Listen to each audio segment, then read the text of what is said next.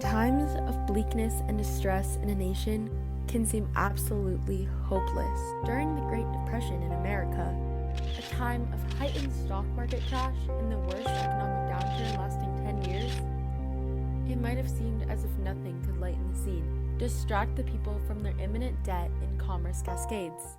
However, just like on a rainy day, music, specifically the newly outbroken style of jazz, was a tool in which brought people a spark of light.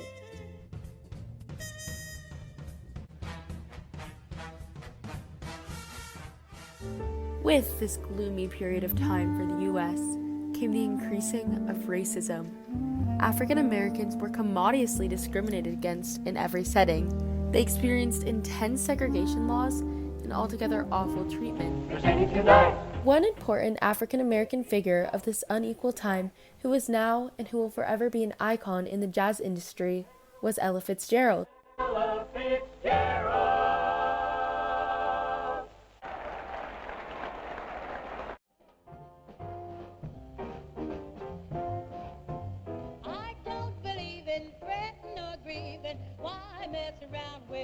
Ella Fitzgerald kicked in and knocked down many racial barriers in the performance and music industries.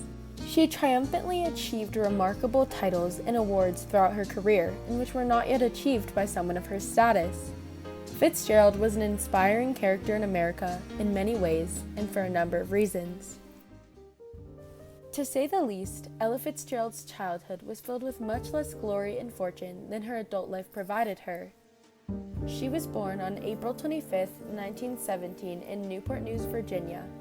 Her father left her after only a year, and her mother suddenly died in 1933 when she was 15 years old. Orphaned, Ella was forced to move to Harlem with her aunt. She dropped out of high school to make money for her family, but ended up in the Color Orphan Asylum in Riverdale, New York. After making attempts to run away from the segregated school, she was transferred to another boarding school in Hudson. This made a lack of stability in her young life. Although her childhood was demeaning and lonely, she rose above it with her soon-to-come fame. Ella's vast debut took place in 1934. When Ella was just 17 years old, she and two of her friends attended an amateur night at the Harlem Apollo Theater in New York City.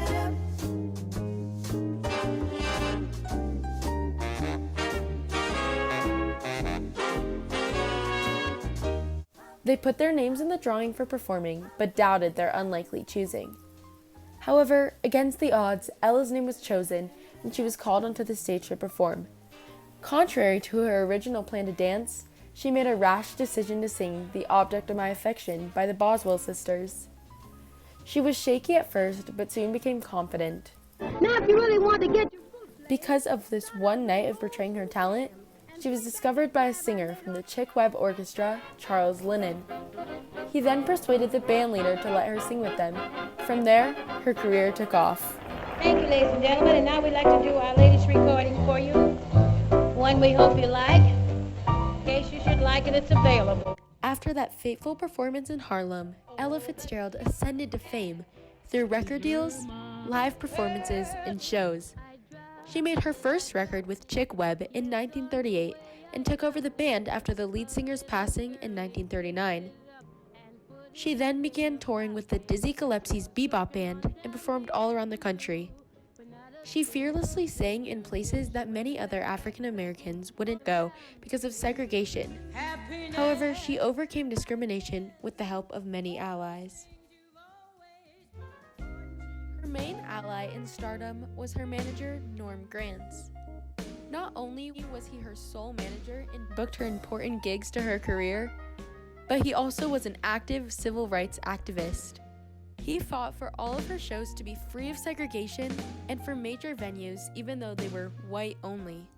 In Houston of 1955, Granz booked her to sing with the Gillespie sisters in a concert with other big jazz stars of the time.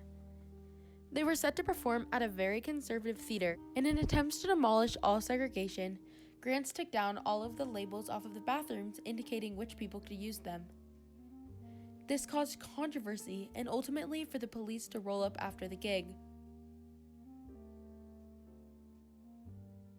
They aggressively stormed the dressing room where Fitzgerald and her backup members were, and arrested Ella and her band.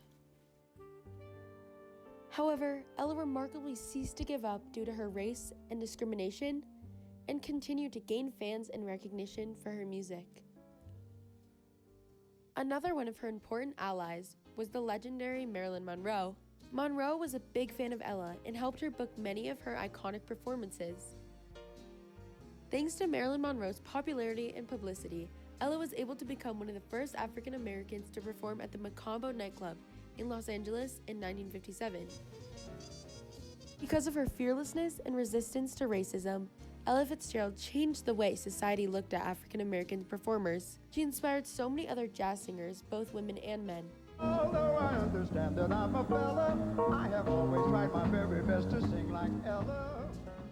Ella and her manager Norm's teamwork for creating racial inclusive shows paid off, integrating races and leading to the eventual elimination of segregation in jazz shows altogether. Ella Fitzgerald's legacy still stands strong today. Throughout her fame, Ella won many awards and paved the road by being the first African American woman to win many of them. She was famously named and is still often referred to as the First Lady of Song. Every year from 1953 to 1970, Ella Fitzgerald won the Downbeat Readers' Poll. She won the Kennedy Center Award in 1979. And most conspicuous of all of her awards, Ella was the first African American woman to win a Grammy.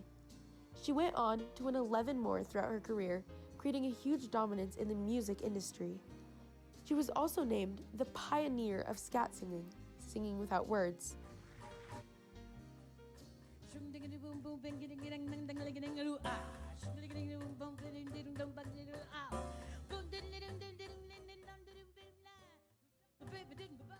The Downbeat magazine declared her a great master of bop as she had been of swing. After her death in 1996, there was an exhibit in her honor created at the Smithsonian Museum, in which people still visit today. Ella Fitzgerald's bravery to go against segregation laws and undeniable passion and talent for jazz created a legacy that will never be forgotten. Of joy and laughter and the